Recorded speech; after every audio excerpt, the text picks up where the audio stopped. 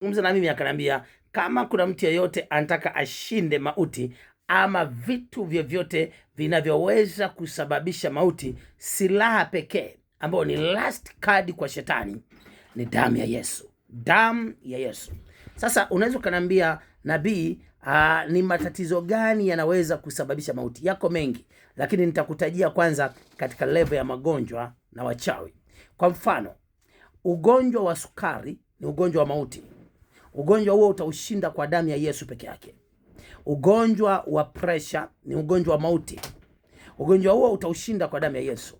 Ugonjwa wa kansa, hapa nakutajia huo ni ugonjwa wa tatu. Ugonjwa wa kansa ni ugonjwa wa mauti. Maambukizi ya HIV pamoja na ukimwi ni ugonjwa wa mauti. Hiyo vitu vyote nisikilize vizuri sana. Ugonjwa wa moyo ni ugonjwa wa mauti. Ugonjwa wa figo zikiferi ni ugonjwa wa mauti. Na ugonjwa wowote ambao unakwenda hospitalini, madaktari wanapima, madaktari wanaangalia na hawaoni tatizo, ni ugonjwa wa mauti. Ni ugonjwa wa mauti. Kwa nini? Kwa sababu huo ni ugonjwa wa kiroho. Ni ugonjwa wa kiroho, una chanzo katika ulimwengu wa roho. Na huo utaweza kusema kwamba ni nguvu za giza, ni nguvu za uchawi ambazo zimesababisha huo ugonjwa. Sasa Mungu akaniambia kansa, HIV, sukari, pressure, matatizo ya figo, matatizo ya moyo, homa ya ini, magonjwa ya ini, aina yote magonjwa ya ini, magonjwa hayo unaweza kuyashinda kwa matumizi sahihi ya damu ya Yesu. Matumizi. Ndio maana msikilizaji, nimekuambia hii ni operation shinda kwa damu ya Yesu. Ni operation shinda kwa damu ya Yesu. Kama unaisikia sauti hii, ninakualika kokote kule uliko, siku ya Jumapili tutakuwa na damu ya Yesu awamu ya pili. Damu ya Yesu awamu ya pili. Na tutakupa damu, tutakugawia damu.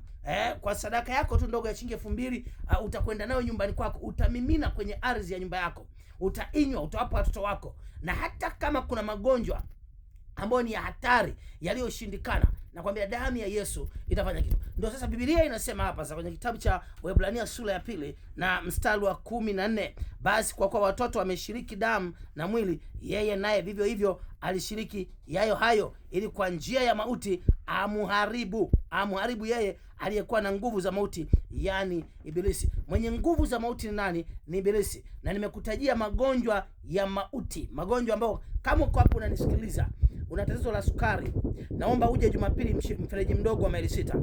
Uko mahali hapo unanisikiliza, una tatizo la kansa, una tatizo la homa ya ini, una shida ya figo, una shida ya ini kwa njia yote ile, una shida ya mapafu ya kishaingira, yani vitu kama matatizo ya vifua vikuu, matatizo ya mapafu yoyote ile, shida yoyote ya HIV ama upungufu wa kinga mwilini, tatizo lolote la aina hiyo, ama ugonjwa ambao haujulikani, unabadilika. Leo unakwenda hospitalini, wanapima, wanasema hawaoni kitu chochote, lakini katika ulimwengu wa roho kuna kitu kinachoonekana. Hiyo ni ugonjwa wa mauti, ni ugonjwa wa mauti. Nisikilize vizuri, kulogwa ni ugonjwa wa mauti. Wachawi wanakuja kwa sababu wanatumiwa na shetani ili wakuue, ili waharibu maisha yako. Lakini Mungu ameniita, na Mungu aliniambia nimekuita, akaniambia nimekuita kukomesha utendaji kazi wa shetani duniani.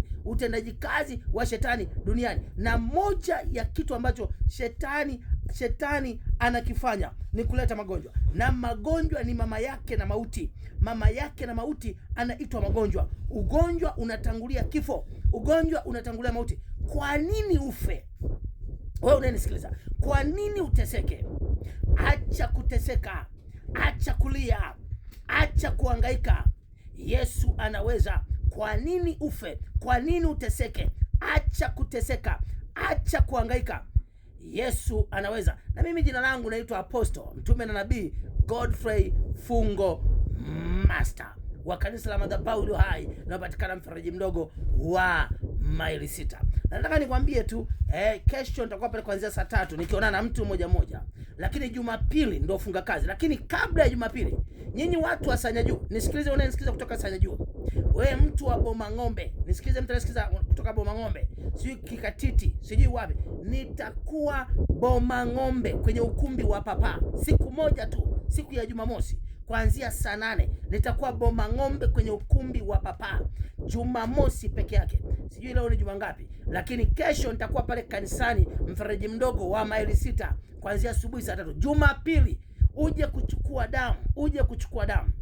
Nafikiri pia na watu wa Bomang'ombe, Mungu ataniongoza kama ataniruhusu kutoa hiyo damu ama hata niruhusu mpaka ile Jumapili, sijajua, lakini Mungu ataniongoza. Lakini njoo ukiwa umejipanga. Kama wewe ni mtu wa Bomang'ombe na unanisikia sasa hii, ni mtu wa Sanya Juu na unasikia sauti hii, ni Mungu anataka usikie sauti hii na anataka nizungumze na wewe, utaona neema ya Mungu. Sasa nataka nikusikizishe shuhuda.